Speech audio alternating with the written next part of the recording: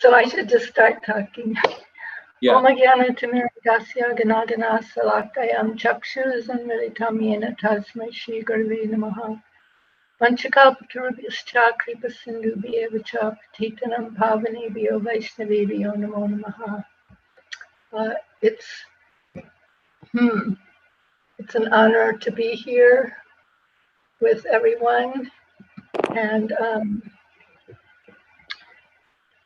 everything in our lives is arranged by the Lord, dear sweet Krishna. And so I had joined, like Vanamali Pandit said, I had heard the Mahamantra on the radio, and it just became my favorite song for 2 years. I had no idea what I was singing, but I sang it every day.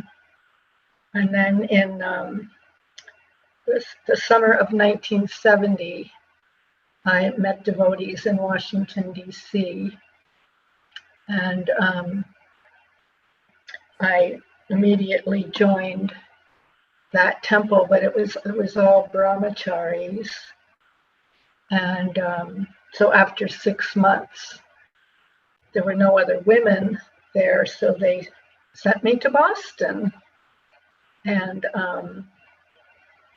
I was a little bit of an artist, so they sent me to Boston because at the time the press was there in Boston and all the artists were there, and they were thinking I could join with the artists. But there had been no deities in Washington, D.C. I didn't know anything about deities. So when I got to Boston, there was little Radha Krishna and Lord Jagannath, and and Rukmini was there, and she was so kind to me, and she just kind of taught me so many things, and she was the pujari, and I just became very attracted to deity service. And she taught me how to sew, and she taught me how to offer arti, even though I wasn't initiated yet. I didn't offer the artis yet, but she showed me how to do everything for the deities. So then I can't remember what month it was, I had moved to Boston actually January 1st, 1971. And then it was in March or April, or it might even have been February, I don't remember, when we got word that Srila Prabhupada had sent Radha Krishna deities by boat to Boston for us to worship. And he was supposed to come in April and install them. And there were quite a number of us devotees waiting to get initiated. And then Srila Prabhupada wrote and said he wouldn't be able to come until May. And then he wrote and said he wouldn't be able to come until June. And then he wrote and said he was coming in July. So, but in the meantime, Radha Gopi Vallabha had arrived by boat. And I can't remember if it was maybe March. So Rukmini and I and another devotee named Palika went to, I kind of remember that it was Commonwealth Pier, but it might have been some other pier.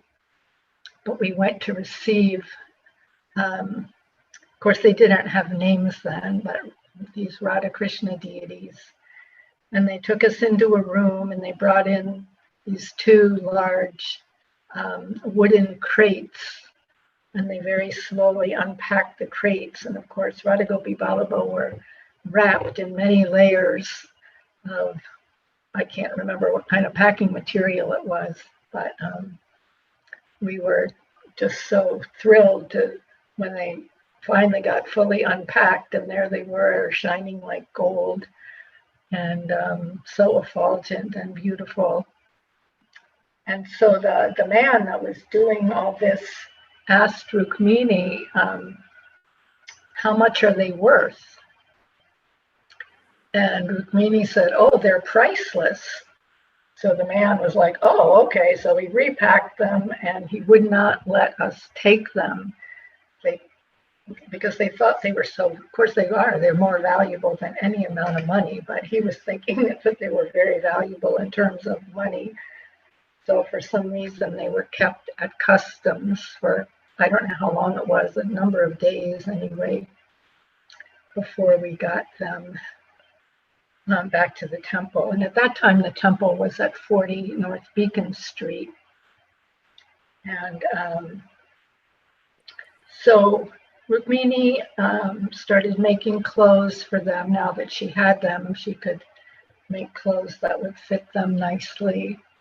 And I guess I'm sure I was helping her because she was teaching me how to sew. And but she had to leave Boston because the press had moved to New York, I believe in April. And she stayed as long as she could, but by sometime in May, she had to go to New York. So they sent a wonderful devotee, Gauri, to be the pujari for Little Radha Krishna and Lord Jagannath until Srila Prabhupada came. And Satsrupa Maharaj was he wasn't a Maharaj at the time, but he was the temple president at that time. And he had written to Srila Prabhupada and asked him if I could get first and second initiation at the same time, so that I could do the deity service. And Prabhupada had written back saying, yes, that would be fine. So the time came for, Prabhupada to come, and it was very, very exciting. And we were, all the devotees, when the press was there were like 75 devotees in the temple. And when the press left, there was maybe 12 or 15 of us left. So there was a lot for us to do.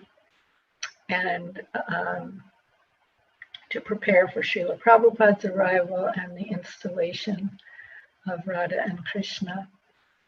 So it was this same date. It was July 18th, and it was a Sunday in 1971.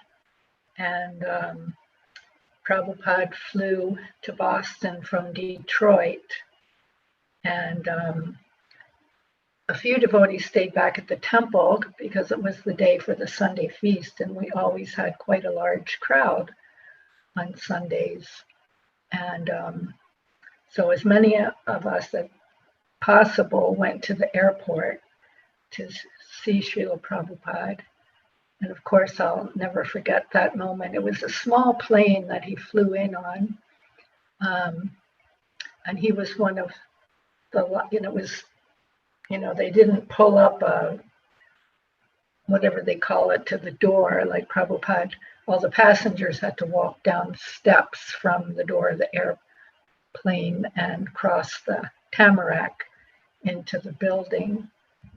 But when Prabhupada, we're waiting, and so many passengers are leaving, and no Srila Prabhupada, and all of a sudden there he was in the door of the plane, just like effulgent like the sun. And he already had a large, beautiful garland on.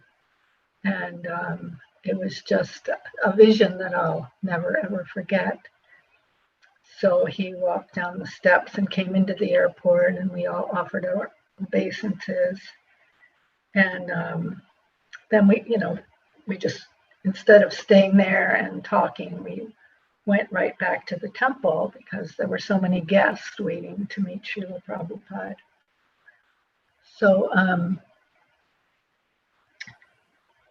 we had painted and prepared one room for Prabhupada to stay in, but Satsrupa didn't think that it was really nice enough for his divine grace, so he had rented a suite in a nearby a fancy hotel. So Prabhupada, spoke some words to the guests at the Sunday program, and then Satsrupa asked him if he would like to go to the hotel, And Prabhupada said, hotel? He said the hotel is in the mode of ignorance. And no, he didn't. He said the liquor shop is in the mode of ignorance. The hotel is in the mode of passion. The forest is in the mode of goodness. But the temple is in Vaikuntha. He said, I will stay here in the temple. So he was taken to his room. And so then the next day was, in the morning was the installation of Radha Gopi Vallabha.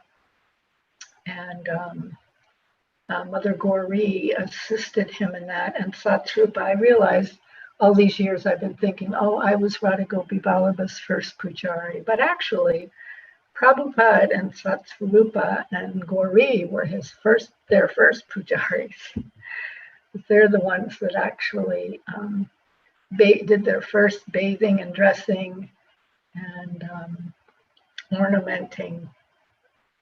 And then I took that position the following day. But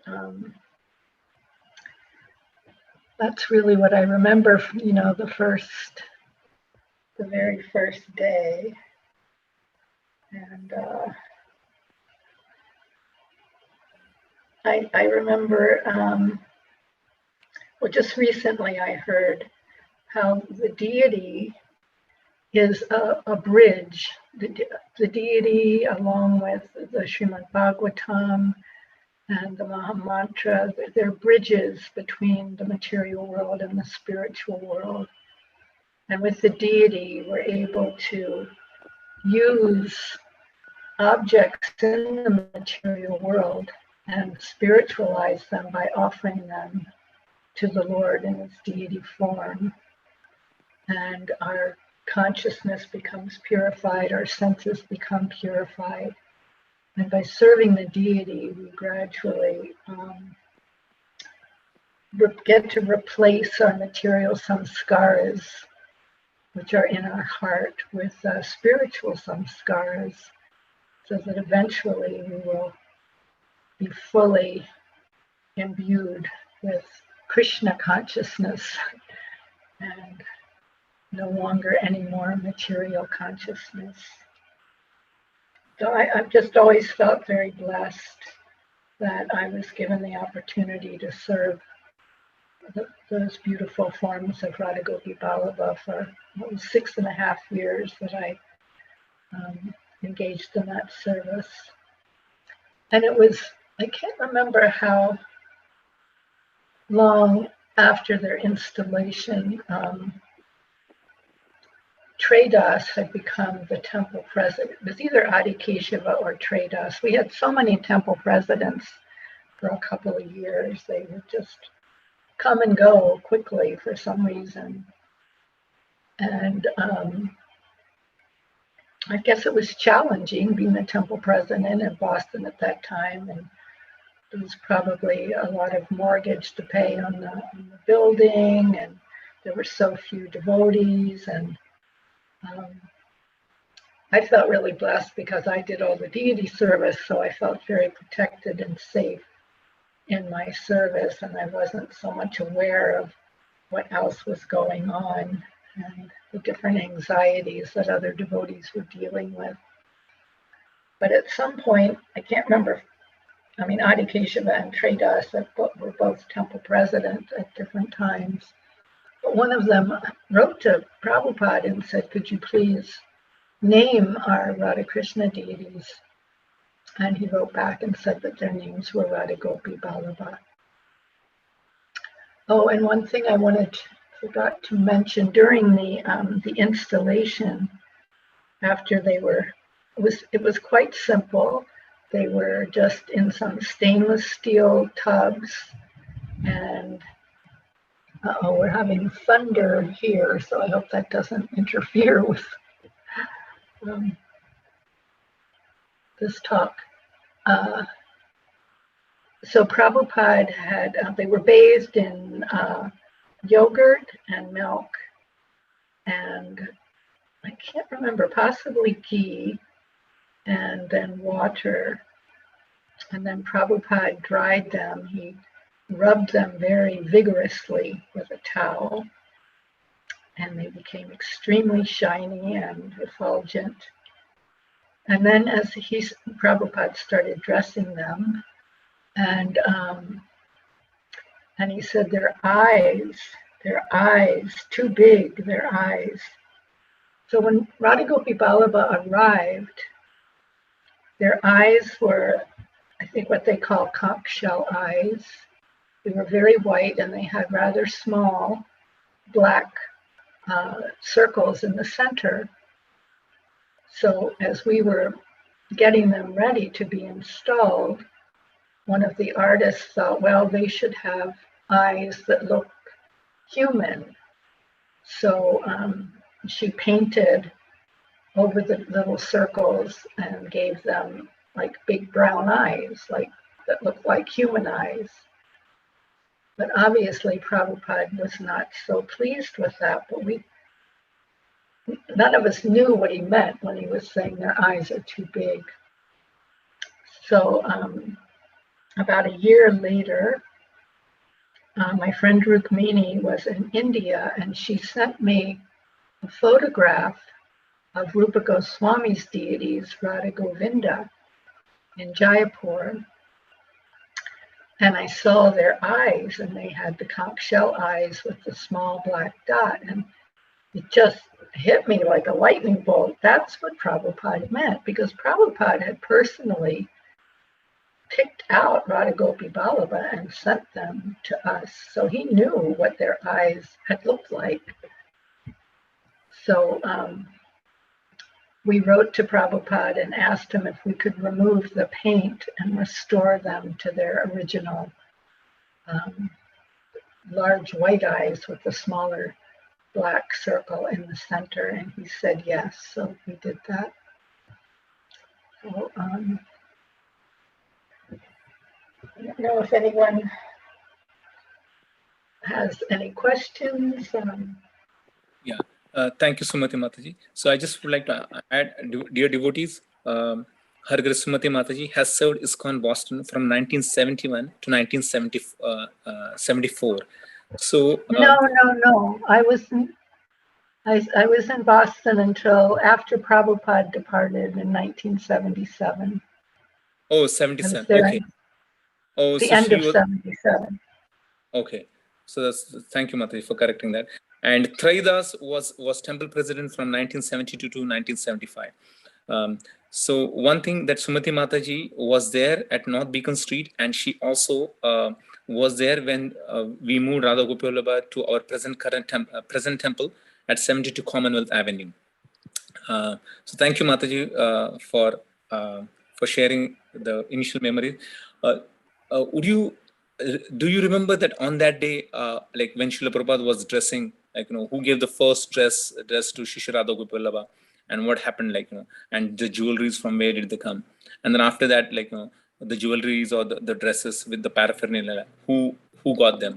Maybe if you remember something about that. Well, Rukmini had made 2 outfits for them before she left Boston. And then when Mother Gauri came, she wanted to make an outfit also that they would be installed in. So many of us worked on it, but she designed it. And all these outfits had short skirts. So like none of us really knew anything about deities. So we didn't know that Radharani's feet should not show. And like I said, no one had had experience with deities before. So they had these 3 outfits, but they all had short skirts.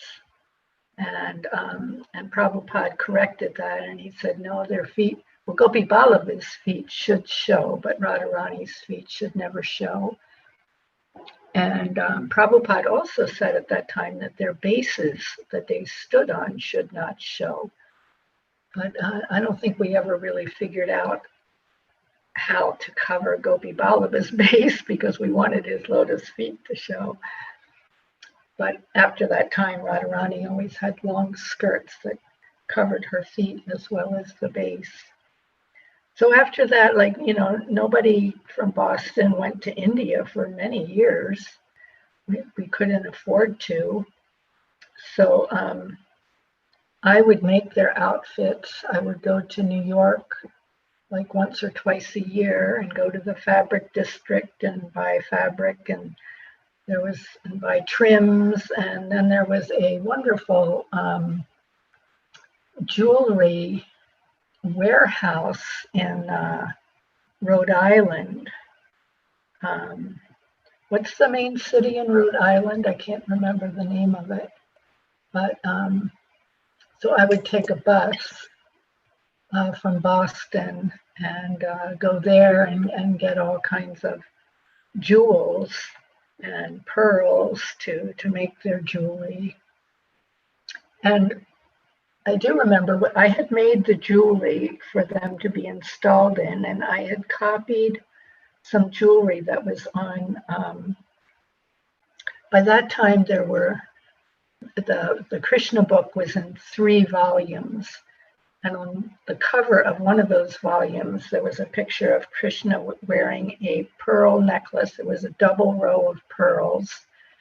And then every so often, there was like a circle of pearls with a jewel in the middle of that circle. And then the 2 rows of pearls would go down further, and then another circle with a jewel. So I had copied that necklace and made necklaces for Radharani and Krishna. But Prabhupada, as he was dressing them, he said to Gauri, was sitting beside him, and Prabhupada dressed them, both of them, and put on their crown. They had crowns, and but Prabhupada said the jewelry was not opulent enough. And later he took Gauri into the room where he was staying, and there was a painting, a framed painting on the wall in that room of Krishna sitting on a rock, and he had a very opulent gold necklace embedded with jewels he was wearing in the painting. And Prabhupada said the jewelry should be like this. So, of course, we could never afford to buy gold jewelry for them. But I did, there were times when I would collect money and buy them some real pearls. And, but for, you know, for all the years that I was there, up until 1970, end of 1977, we never got to India, so we never got to. But I did find in New York, when I would go to New York, I finally found an Indian store. And a few times I was able to buy them a really beautiful sari, very opulent sari, to make clothes for them. But so they never had any outfits from India while I was there. Did that answer your question? Yes, Mataji. Thank you. And I guess we were sharing one another thing, Sumati Mataji, that the first dress was short, you know, when Rukmini Mataji met, and that Srila Prabhupada had to cut those. No, that was the dress that Gauri had made. Yes, and Prabhupada had to. In our anxiety to get everything done before Prabhupada arrived, somehow, I can't remember if it was Radharani's skirt or Gopi Ballabha's skirt, got sewn up all the way around, so there was no way for Prabhupada to put it on them. So I remember running up to the top floor to get some scissors, and Prabhupada had to cut the skirt open so that he could put it around them. You see, you know more than I do. I'd forgotten about that.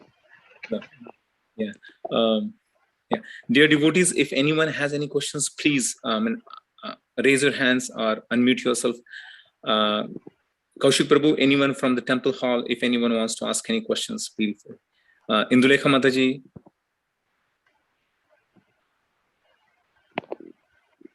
Or in the meantime, then I will ask a question if you don't have. But I can also share a few other things. Did you have a question? Two people online who have raised their hands, Rajendra Nandan Prabhu and Sumati DR. So you can go ahead and unmute yourself and ask. Yeah, one at a time. Hare Krishna. Thank you, Mother Sumati, for sharing these beautiful pastimes. I have one question of, can you share a little bit history of how the deities were moved from Beacon Street to Commonwealth Avenue? And I have heard stories of like Prabhupada was gonna come to the new temple, to the Commonwealth temple, the current temple, but Prabhupada I think didn't come. So any pastimes related to that, any stories around that, if you can share, because you were there. I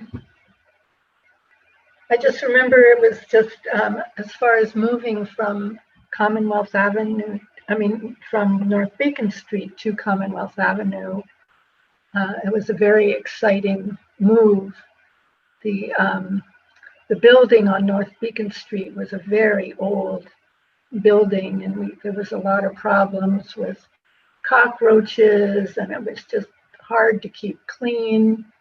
And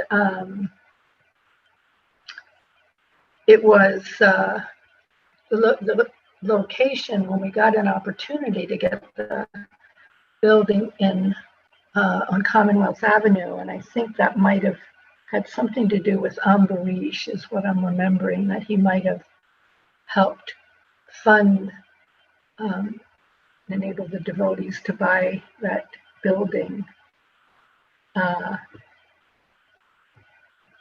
So it was just very exciting, and when we first, the deities were transported in somebody had a station wagon, and they were put in the back of the station wagon, and I remember sitting back there with them, making sure they didn't fall over. And when we first got there, they were on a temporary altar and I don't know if it's still the prasadam room, but on the second floor in the back left-hand room. I know the last time I was in Boston, that was the prasadam room. But, so that's where Radha Gopi Vallabha first were, on Commonwealth Avenue. And I believe they were there for at least a month, if not longer, while the altar downstairs was being prepared in the temple room. So, I'm an old lady now, and my memory isn't that great. So I don't remember a lot of detail other than that. And as far as Prabhupada coming to Commonwealth Avenue, I remember there was talk of him coming, but that wasn't until 1977. And he became, I think he was he was in London at some point, and he was supposed to come after his visit to London, but he became too ill. And I think that's when they took him maybe to Rishikesh or maybe Mumbai. I can't remember. But no, he never came back to Boston.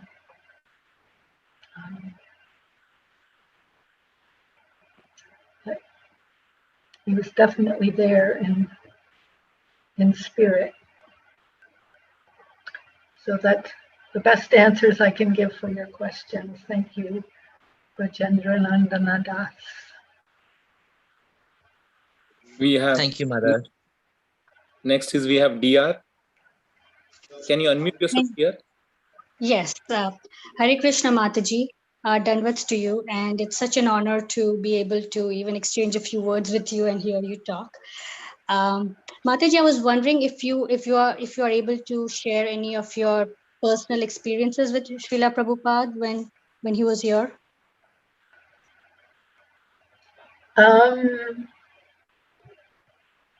Well, sure.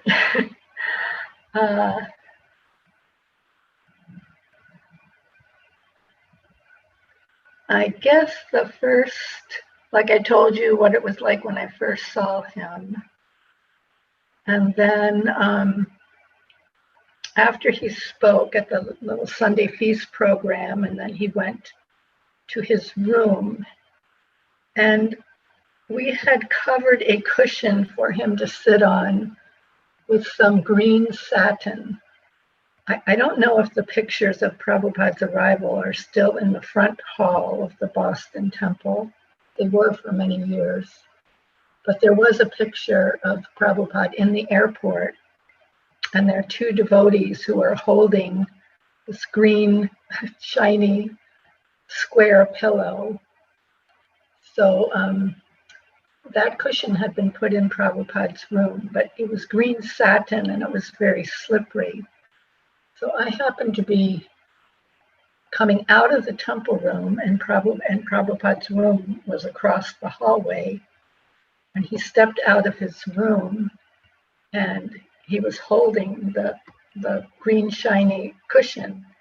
And he said, "This is too slippery. Do you have something else that I can cover this with?" So I was just felt kind of overwhelmed just being that close to Prabhupada. And I ran upstairs to the sewing room, and I knew there was a cotton madras somewhere in there. So I found that and brought it down and gave it to Prabhupada, and he was very appreciative. So then the next exchange I had with Prabhupada was when I was, I got the scissors because there were initiations the following day, which was the Monday, the 19th. And many devotees got initiated in the morning after Radha Gopi Vallabha were installed. And then there were many devotees that got initiated in the evening. And I was in the evening group. So, and I do remember there was one point during the day, this was in the North Beacon Street Temple. And when you came out, the temple room was on the second floor of the house. And you went out the temple room door, and there was a stairway that went down to the kitchen and then across the hall. And if you turned left in the hallway, there were two bathrooms at the end, the men's room and the ladies' bathroom. And Prabhupada was going to use the man's bathroom, and someone had hung their japa mala on. There were some hooks on the wall between the two bathrooms, and there was some japa beads hanging on one of the hooks. And Prabhupada touched those beads, and he said, "I just happened to be somewhere around, and there was, I don't know who else was there. There was a couple of brahmacharis there." And Prabhupada said, "Whose beads are these?" He said, "These beads are crying." He said, "These beads should never be hanging on a hook like this. Your japa beads should always be either around your neck or in your bead bag. But, don't ever just hang your beads casually on a hook someplace." So then in the evening, I got initiated, and I just remember, stepping forward and offering my obeisances to Prabhupada. And he asked me the 4 regulative principles, and I promised to chant 16 rounds a day. And then he said, your name is Sumati Dasi. He said, Sumati means first-class intelligence for surrendering to Krishna. And then he quoted a verse from the Bhagavad Gita, and to this day, I don't remember what verse it was. The whole experience was so, I don't know, I was just too overwhelmed by everything, and then I don't even think I could remember my name after he told me what it was. But, and then after the initiations, he called me back into the temple room to give me the Gayatri Mantra. And he was sitting on a chair towards back near his Vyasasan, and I was kneeling on the floor in front of him, and I had no idea. I didn't know anything about a Gayatri Mantra. I'd never noticed anybody saying it. I didn't know anything about it. So Prabhupada, first of all, he handed me a piece of paper with the mantras written on it, and he would say, and I can't remember if he said one word at a time or one line at a time, and then I would repeat after him. And then he took his finger on his right hand and showed me how to count, because you're saying each mantra 10 times. But I had no idea what he was doing. And I just saw him like kind of putting his hand towards me, and his thumb was on his ring finger. And I was just bewildered. I didn't know what to do. So I thought, well, maybe he wants my beads. So I started to hand him my beads, and he said, no. So he took my right hand in his hands, and he took my thumb and put it on the digits of the right finger where you chant your Gayatri Mantra. So being touched by Prabhupada like that was like very amazing. And years later, I either heard somewhere or read somewhere that if a devotee is going to be engaged in deity service, and they're not really purified enough to do that service, that the guru will touch that person to purify them enough that they can serve the deity form of the Lord. So I'm like, oh, okay, that makes sense. So, and then the next day, Prabhupada left for New York, and I got to go to the airport with him.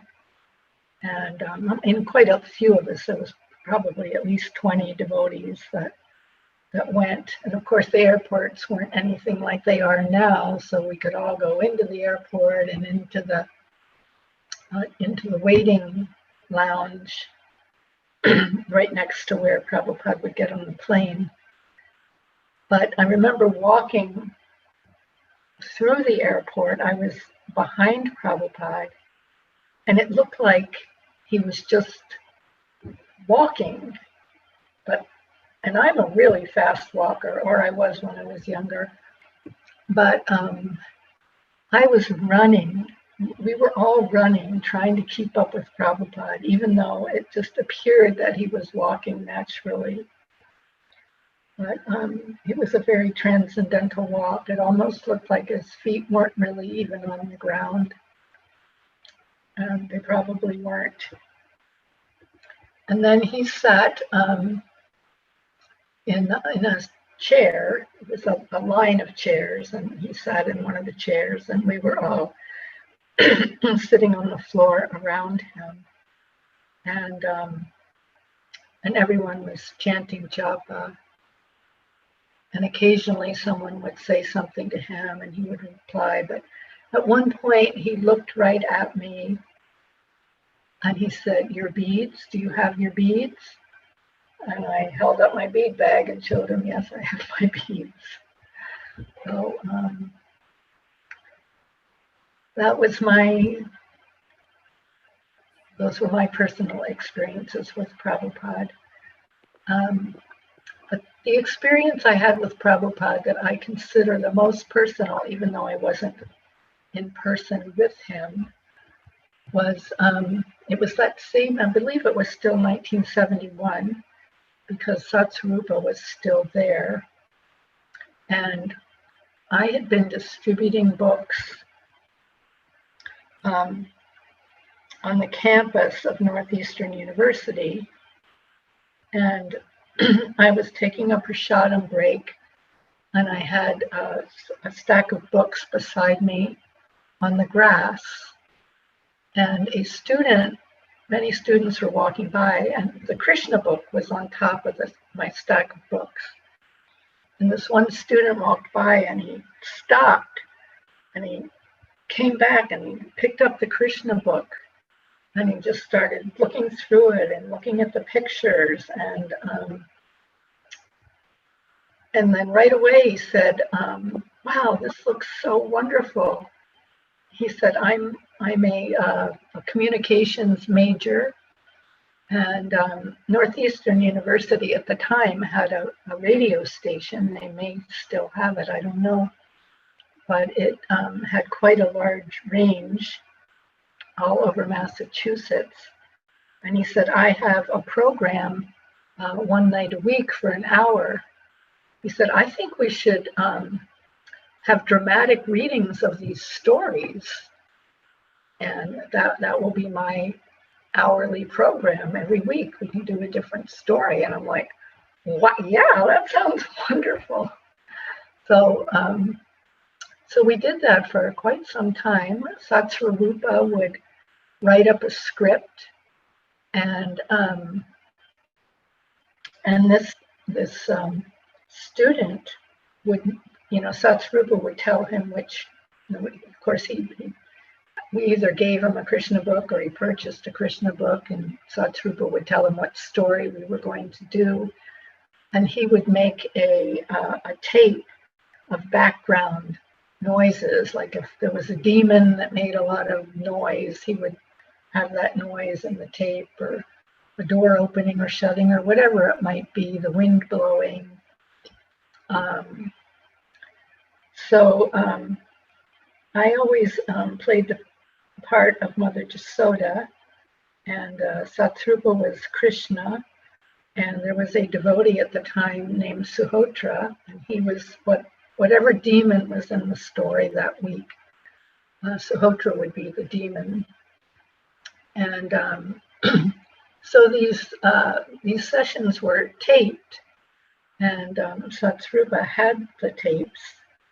So sometime, I don't know if it was the same year or the next year, Prabhupada was in New York, and Satsvarupa went to New York to see him and took some of these tapes, and he was playing them for Prabhupada. And one of the stories was Krishna subduing the Kalia serpent. So when Mother Jasoda saw Krishna wrapped up in the coils of this gigantic, scary-looking serpent, she screamed Krishna really loud and with great desperation. So when Prabhupada heard that on the tape, he said to Satsvarupa, he said, "Stop the tape." He said, "Who is that?" And Satsvarupa said, "Oh, that's Sumati." And Prabhupada said, "You tell her to always cry for Krishna like that." So that's my most cherished moment with Prabhupada, even though it wasn't personally with him, but he was definitely personally speaking to me and to my heart, and I'm still trying to cry for Krishna like that. Thank you very much, Mataji. Thank you for your question. Maybe Chatamai I Mataji see can... Chatamai.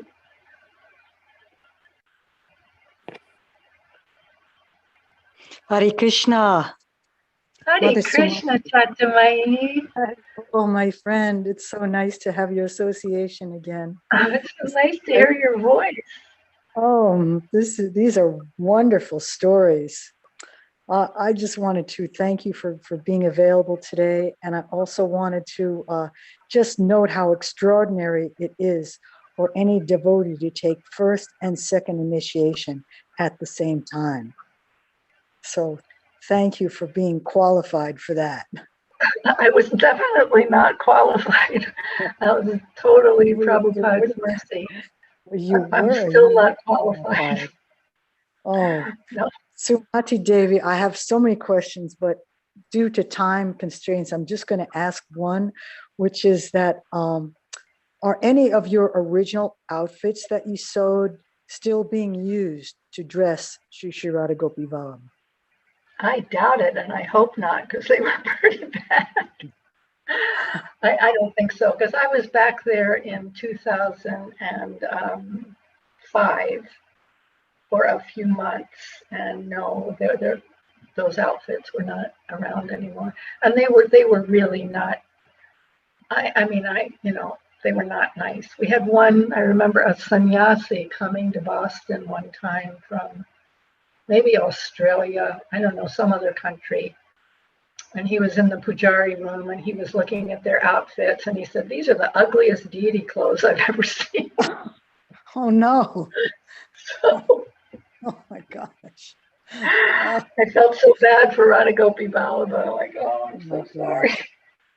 Well, I'm sure they see your intention. Your intention was golden. I also had a question about what to do when a pujari becomes attached to the deities that they're serving. That's a really good thing to become attached to your deities. Like I said, the deity is a way that we bridge from the material world to the spiritual world. So, to be attached to your deity, and that kind of attachment leads to love and deeper love and wanting to serve them nicely. And I don't see anything wrong with being attached to your deities. Well, I was thinking how painful it can be when one is serving deities in a particular temple, and then due to circumstances, you have to move on and move to another temple. But still, you might be attached. Yeah. Yeah. But, it's Krishna and Radharani are there in all of their forms. And I don't know, personally, I found myself, for quite some time, I would continue serving after I had to leave Boston. I would continue serving them in my mind. I would offer them arti and offer them boga and just do everything. Wake them up, put them to rest. I did that for some time. And then I ended up at New Vrindavan. And for the first year I was there, I gradually became very attached to Radha Vrindavan Chandra, and I didn't get to serve them very often, but there's also a deity at New Vrindavan, Srinathji, the lifter of Govardhan Hill, and I was able to serve him quite frequently for some time. So I became very attached to him. It's like somehow our heart moves along with. And right now I have, I'm not in a temple, but I have my own Krishna Balaram deities. So my attachment has moved to them. But I'm also I live with a devotee friend who has Radha Gopinath deities, and I'm very attached to them. So, but I'm still attached to Radha Gopi Vallabha, and I have pictures of them. I have actually a little altar for them in my room.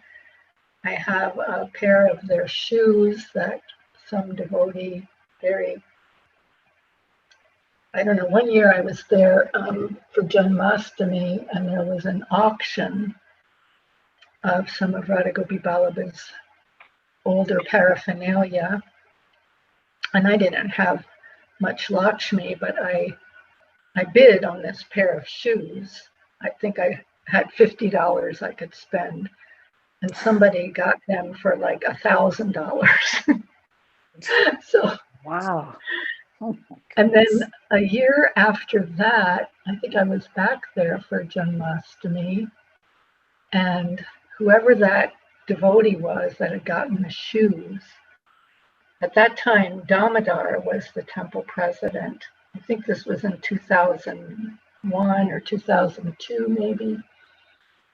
And so he had written to Damodar and asked Damodar how he could get in touch with me. And Damodar told him, oh, that I was going to be there for Janmashtami. So he sent those shoes. And he said, since you were their pujari for so long, I think these shoes really belong to you, not to me. Oh my So, goodness. yeah. And I mean, he wasn't an initiated devotee, and I feel badly that I can no longer remember his name. He was from somewhere in the Midwest. I kind of remember he wrote me a beautiful letter. But so anyway, I have those shoes, and someone a few years ago happened to have a flute that had been Gopi Vallabha, so I have that, a little altar for them. Such a blessing. Thank you. Those are good ideas. Thank you, dear Sumati. Thank you. I hope I get to see you again someday. Krishna willing, I'm out in Talent, Oregon right now. So You maybe are? someday. Oh my. Yeah, I know it's crazy, but I stay in touch via Zoom. So, and maybe if Krishna wills it, we can all get together someday. Yeah.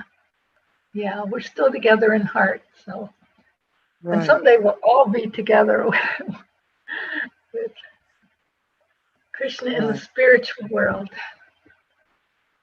Thank you so Oh, much. there you are. I think Hare Krishna. Oh, big hug. Hare Krishna. Oh.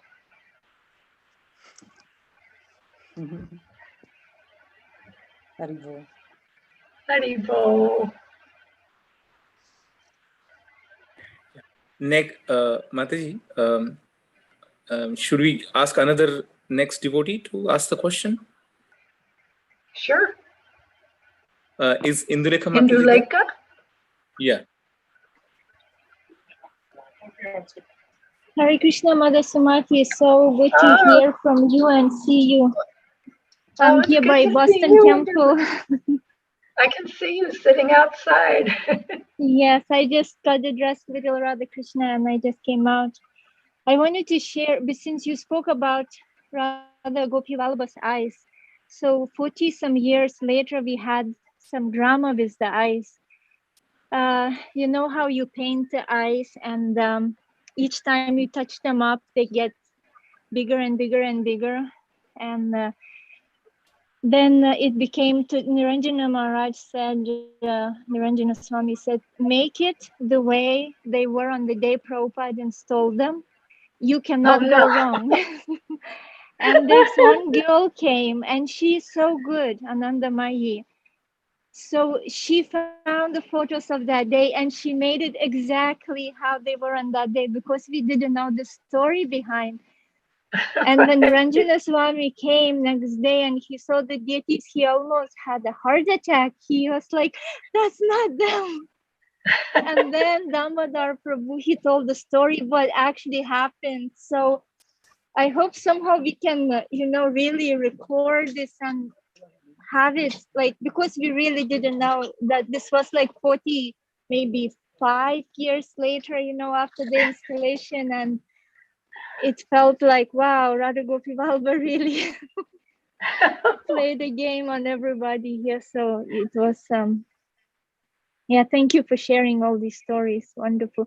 But I had the question, like you were saying something on the 40th anniversary, that before Radha Gopi Vallabha came, the Radha Krishna deities, when Radha Gopi Vallabha were installed, then Prabhupada said something that Radha Krishna can go out and preach. Yeah, yeah. But then something said, happened that it was decision that they can, something happened. Can you just tell that story so we would record it and know?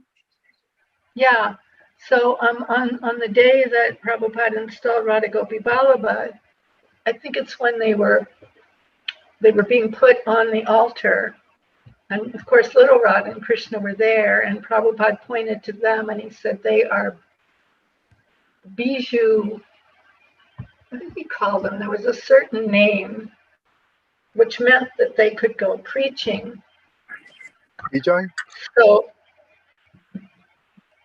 Bijoy,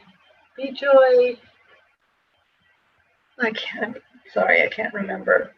But anyway, so they did go preaching for quite some time. We made them a beautiful traveling altar. It was a white, almost like a pointed roof and a square and an opening with doors, and it was all decorated, painted with lotus flowers, and there were a place inside for them where they could be tied to 2 poles so they wouldn't move. And at one time, there was a devotee, I can't remember his name, but he was teaching a Bhagavad Gita class at the University of Massachusetts in Amherst once a week. So he would go in the morning, and I would go with him and take little Radha and Krishna. And we would set them up on a table in the student union. And I would take a Coleman stove and boga, and I took archie paraphernalia. And so then I would cook their lunch and offer them arti. And meanwhile, hundreds of students are walking by and they're like, what's going on? And then we had a book table and a prasadam table next to them. And so that would be all day long. And then I think his class was a late afternoon or early evening class. And then little Radha and Krishna would go to class in their little traveling altar and sit on the table in front of the classroom. And we would have kirtan and so I don't know how many times we did that. And then we would take them out to the Boston Commons for kirtans. And then at some point, there were some rowdy people on the Commons. I think it was at the Commons. And I don't know if somebody threw something towards them or were making derogatory remarks. But we decided it just wasn't safe for them to be out. Mm-hmm. So they stopped traveling. Mm-hmm. But they did travel for some months anyway. Thank you. Thank you so much. Oh, and there was one other story I wanted to share. It was back it's still in the old temple, and it was when Adi Keshava was the temple president. And it was a Monday morning. I don't remember what time of year it was, but I bathed them and I went to dress them, and their clothes didn't fit. I couldn't get the skirt to, I don't remember if there were snaps or whatever it was, but their skirt did not, either one of them, Radharani or Gopi Vallabha, their skirts did not go around them completely. So I was completely bewildered, and I went and got another outfit, same thing. None of their outfits fit them anymore. Like, I think that at the time there was a devotee, Mataresh, who was the cook, and he had made such a magnificent feast the night before for the Sunday program that Radha Gopi Vallabha were showing their appreciation for this wonderful prasad by somehow expanding their forms, and I had to adjust all of, and that evidently Adi Keshava didn't believe me. Maybe he thought I was making it up because the curtains were late opening that morning. But he told me later that the following night, after I had put them to rest, that he took all of their clothes in and tried them on. And then he believed me that they didn't fit.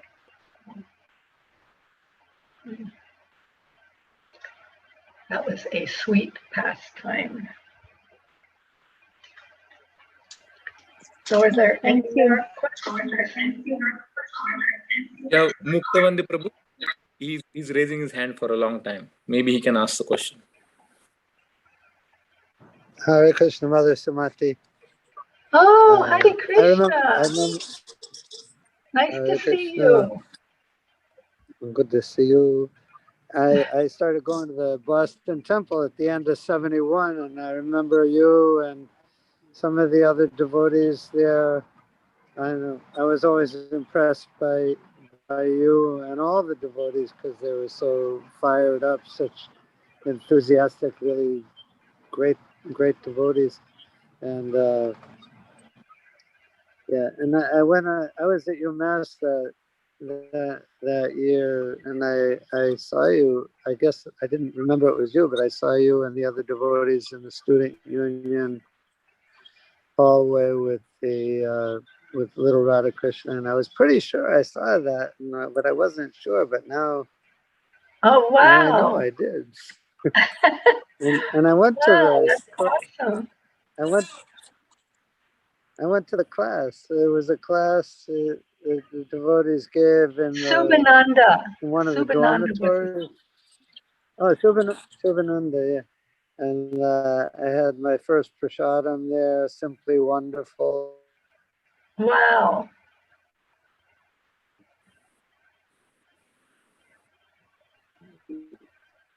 You just froze. Yeah, maybe the outside internet. You froze.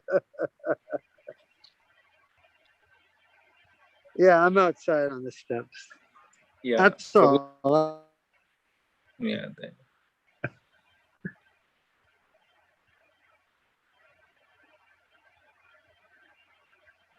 So another memory just popped into my mind. Also before we moved, although it might have continued once we moved, but every Sunday we would have a Maha cleanup, getting ready for the Sunday feast program.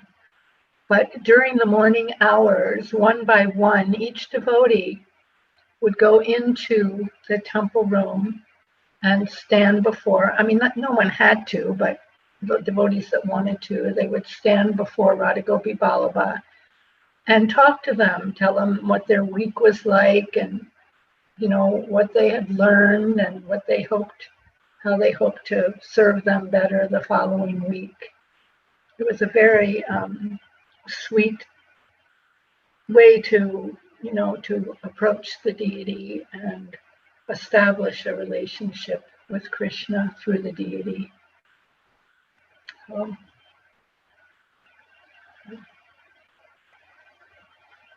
Yeah, Kaushik Prabhu, please go ahead.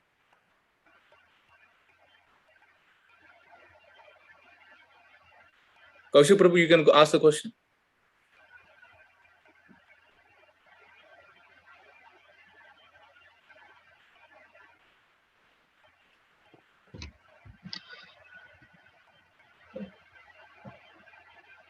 I'm not hearing anything. Yeah, you have to unmute yourself. Yeah, they're trying. They are all in the temple hall, Sumati Mataji. So just bear a couple of minutes. Hare Krishna Mataji. Can you hear me? Hare Krishna. I can. Please accept my humble obeisances. All glories to Srila Prabhupada. I just have a quick question. Was Radha Gopi Vallabha always called Radha Gopi Vallabha, or were they ever named something else before, like Radha Gopi Jan Vallabha? Somebody said that, and I no. Just didn't know. No, they were just Radha and Krishna before Prabhupada gave them the name Radha Gopi Vallabha. Okay, That's great. their Thank you. only name. All right. You. Thank you.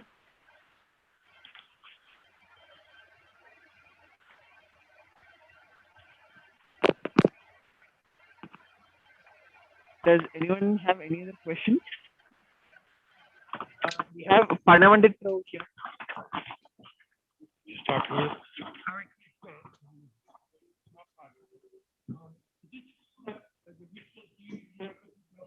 I cannot hear him. Is it true that the original deities of Radha Gopi Vallabha had slanted eyes? Is it true? Because sometimes like they will get bigger, but were they slanted originally when they first installed? No, they were not. They were not. No, they weren't slanted. They were never slanted. No.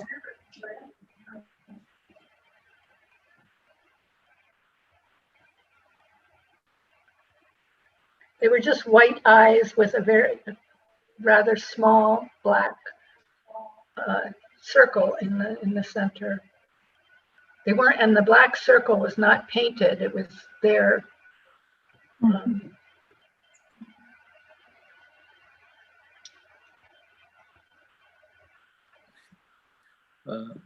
Mother Sumati, I think until we get any other question, do you remember any other like realization, any other devotees realization, or any other memories that Radha Gopala was blessed them for certain reason? Like they found that okay, this is a reciprocation from Radha Gopala, or maybe this is a chastisement from Radha. I'm sorry, I'm not under. Maybe. Do you remember any? Do you remember any devotees, like any reciprocation of the deities with any devotees or with you?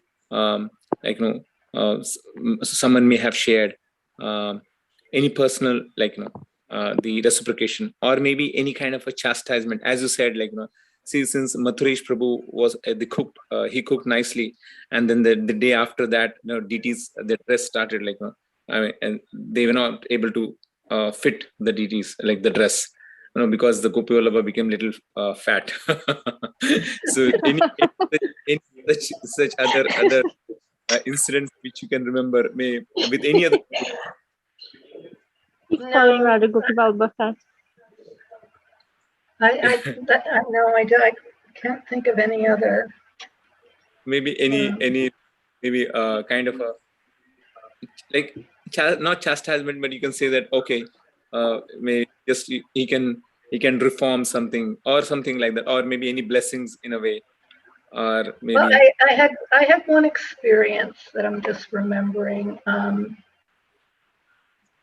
It was again, Satsrupa was still there. There was very few devotees in the temple at that time, maybe 10, and it was the winter. It must have been the winter of 71. And everyone got very ill. There was a flu.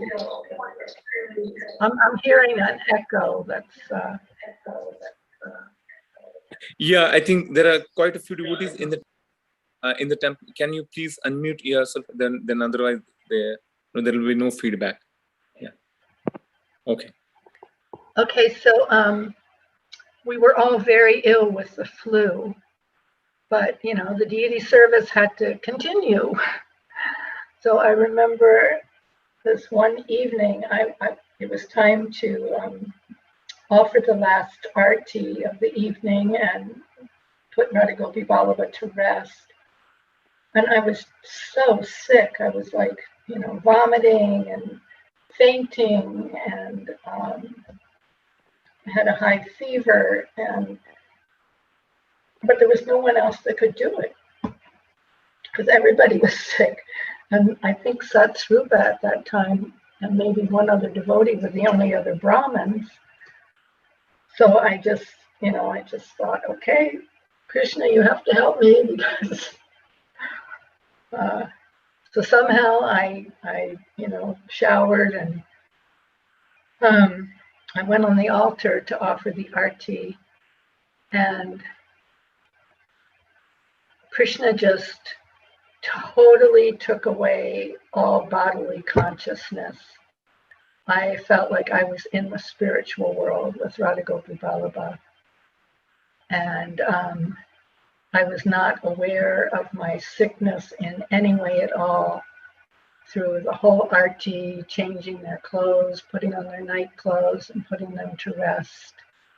It was a very mystical, wonderful experience that I will never forget.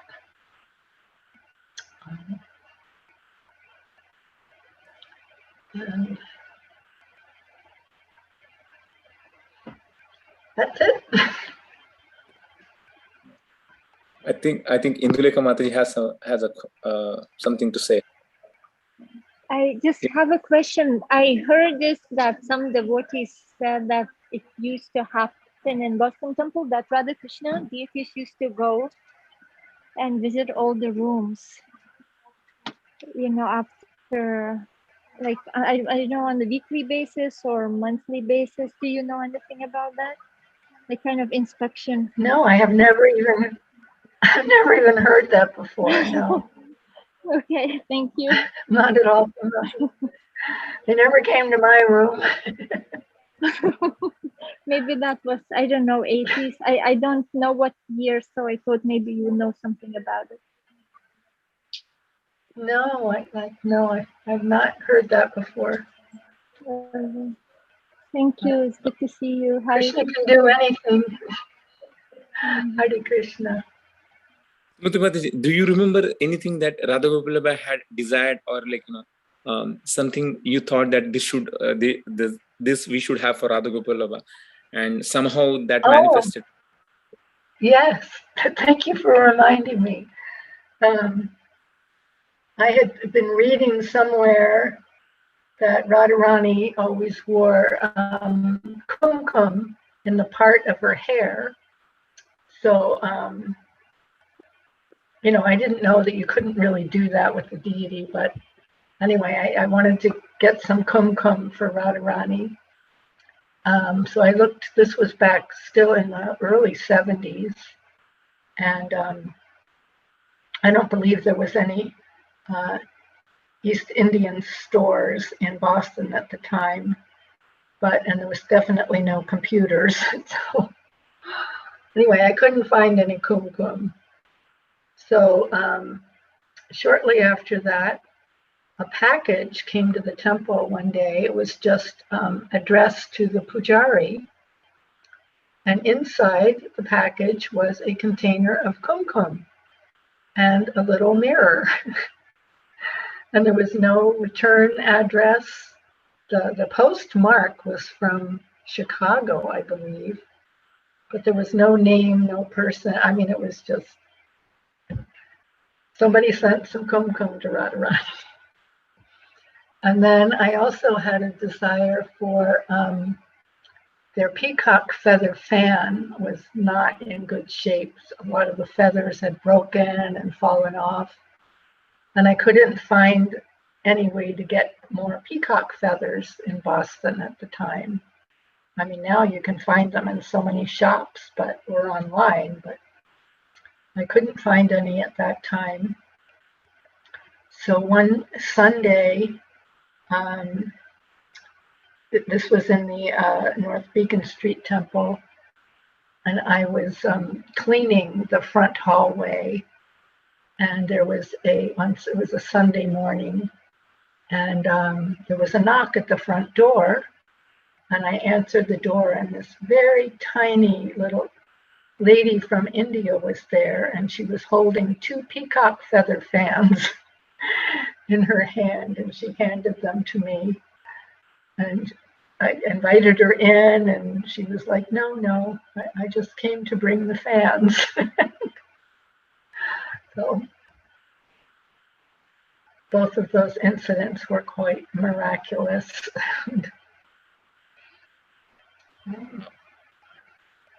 Thank you. Anyone has any questions? Indulekha Mataji, your hand is still up. Do you want to ask anything? No, sorry, my mistake. Just hope that Mother Sumati will be able to come to Boston very soon. Oh, yes, yes, yeah. That would be. That'd be wonderful. Yeah. Hare Krishna, Prabhu. So, can I ask a question, Prabhu? Yes, Krishna Prabhu, please feel free. Yeah. Just before that, let me actually brief it once again so that all the devotees know what exactly, like, how fortunate we are to have this particular lecture today, having Her Grace Sumati Prabhu today on July 18th. On July 18th, Srila Prabhupada came to Boston in 1971. And July 19th, Srila Prabhupada installed Shri Radha Gopi Vallabha in 1971. In the morning, he initiated few of the devotees, and and Sumati Mataji got initiated in the evening. So on the same day, she got initiated. And July 20th, Srila Prabhupada left to New York from here. I don't know, maybe from to New York. Yeah, that's what Sumati Mataji told me that. So it's one of the rarest thing to happen to have Sumati Mataji on this particular day. So in a way, we are celebrating Shri Radha Gopal's appearance day today. It's installation anniversary today itself. So we are so fortunate to have her.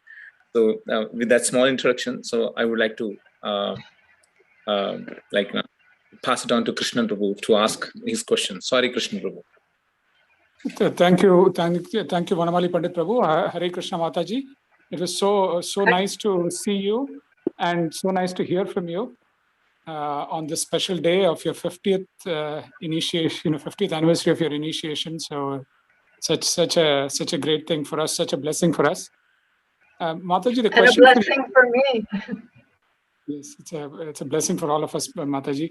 And the question for you is, Mataji, I'm fairly new to Krishna consciousness, and the question is about, did Srila Prabhupada ever explain the significance of the name that he gave you? Because in the Leelamrit, there's mention of Sumati Maharaj-ji who helped him sponsor his trip here. And did he ever mention your significance of your name, or did he ever do that, or that is just a general question, Mataji? No, he told me when he gave me the name Sumati Dasi, he said Sumati means first-class intelligence for surrendering to Krishna. He didn't relate it to Sumati Maharaj-ji in any way. That's all I know. Thank you, Mataji. Thank you, Mataji.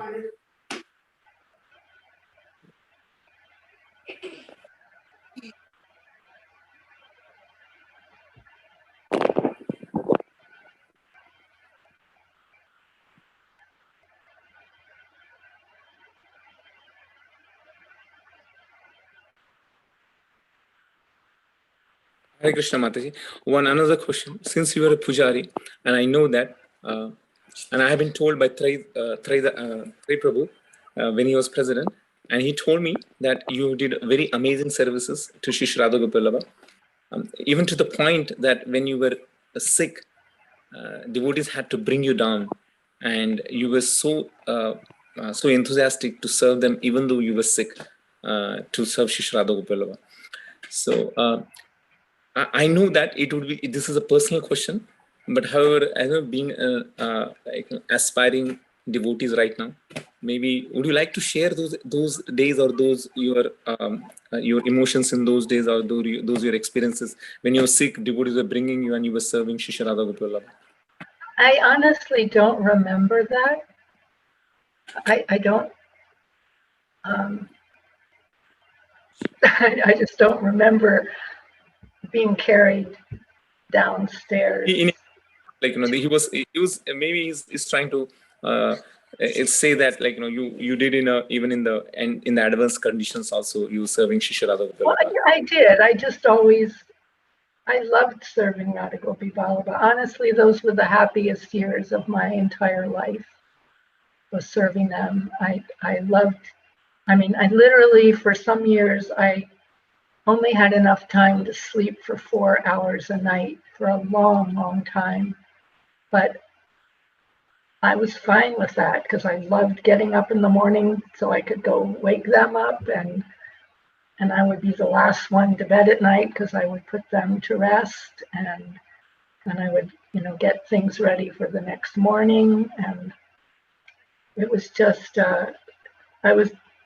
my days were just so completely full with service for them. And all I know is they reciprocated by making my heart very happy to be doing whatever service I was doing for them. I was really happy serving them. And, and I think that, Prabhupada says in so many places in his books, especially where he's describing the different levels of devotees, and the Kanishta devotee is one who sees Krishna in the deity, but he doesn't yet see Krishna in the hearts of all living entities. And so I believe that's why Krishna took me away from that service. I think that was a good description of me. I was probably critical of other devotees, and I was really just seeing Krishna in Radha Gopi Vallabha. And I had to leave to come out and find Krishna everywhere else in the hearts of all the other devotees. And not just the devotees, the hearts of all living entities, Krishna is. So I just feel very blessed that I had those years of service, and that somehow Krishna's kept me in his service in different ways for so many years. And hopefully I'll be able to serve in some way for the rest of forever.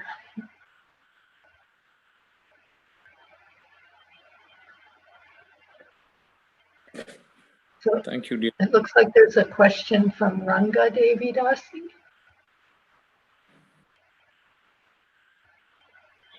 Hare Krishna Mataji, please accept my humble obeisances, all glories to Srila Prabhupada. It's such a fortunate opportunity for all of us to get your association today, Mataji, on a special day. I want to check if there is a possibility or a feasibility for you to share those photographs that you said you had, so it would help us have those a copy of them at the temple to cherish for a longer time, if it is a feasible. But the photographs I have are the ones that were there. I mean, they're no longer there in the front foyer when you come in the front door of the temple.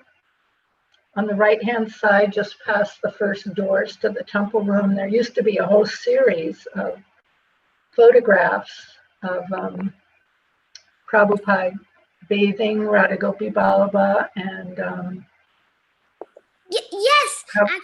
Yes, Mataji. Oh, they are the same photos. Okay. Yeah, the photos are on the front desk. Yeah, I see Indulekha is just always when I pass the before passing the temple hall, I always look at the pictures for 15-20 minutes, and I always wonder who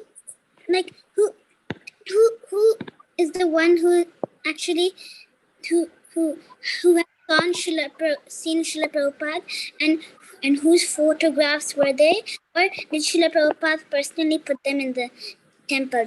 So I always wondered that, and then now I got the answer to this question fine today. Good. Yeah, those are the only photographs I have. I don't have anything different than that. Thank you, Mataji. Thank you, Indulekha Mataji. Thank you, Gopal.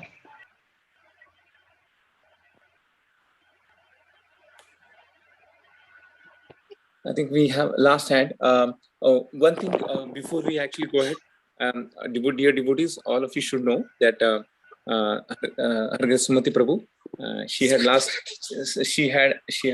year she had a open heart surgery operation, So we would like to first see, Sumati Mataji, is it okay to take 1 or 2 questions, or is it too late for us to continue further?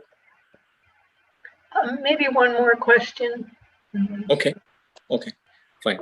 So whoever has a question, I believe right now we have only one hand. Brajendranandan Prabhu, maybe you can unmute yourself and ask the question. Hare Krishna, Mother Sumati. I have one more question. So, so can you share some? So I remember like all the paintings that are there in the temple hall. I remember there were devotees who were artists who painted those. I'm sure you were around when those paintings were being painted, the original paintings in the Boston temple. Can you share some like stories around like who were the main devotees who painted those paintings that are right now in the temple hall, or there are in different rooms in the Boston temple?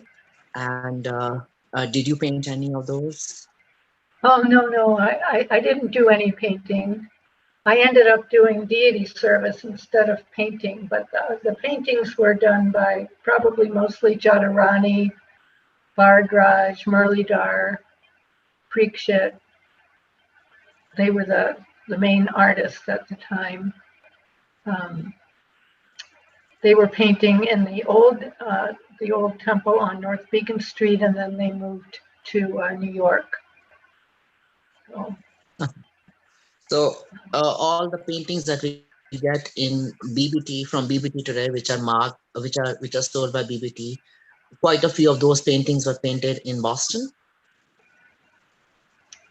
I don't know, because I was only in Boston for a couple of months while the artists were there, and then they moved to New York. But there were artists also in Los Angeles.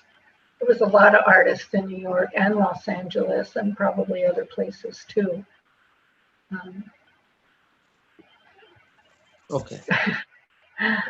Sorry, I don't know anything else about that.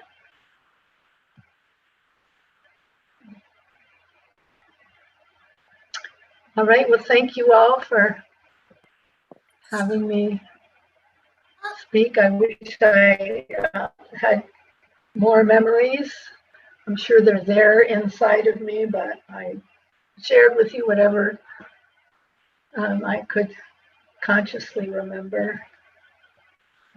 It was nice to be with you all. Thank you, Mataji. We really appreciate, and we cherish your sharing the memories forever. This will go in archives of Radha of ISKCON Boston, and this will be passed on to the devotees in future as well, because we were wondering about the history of Radha Gopala and ISKCON Boston, and now we got a chance somehow by Radha Gopala's mercy on his 50th installation anniversary. We could get some of the memories through you now. So on behalf of entire ISKCON Boston, I would like to express my deepest gratitude to you. Thank you for sparing your time despite of being so busy, and also we know that your health is that good. But thank you, Mataji, for sparing at least for more than an hour and answering all of our questions. Thanks a lot. What a wonderful day we had today, and this is an auspicious day on the same day when Radha called, and you getting initiated, and you saying yes and you being available for this particular day was I don't think this is a coincidence. That's a Radha Gopala with reciprocation. Me calling you the phone and you saying yes, it has to be like Radha Gopala. There are no accidents. No accident, that's true. It's all they drove all this thing. Thank you, dear mother. Really appreciate that. Thank you. Hare Srila Prabhupada ki jai. Radha Gopala. Jai Srila Prabhupada. Radha Gopala ki jai. Hare Krishna. Hare Krishna. Hare Krishna. Thank you. Hare Krishna. Yeah. Hare Krishna.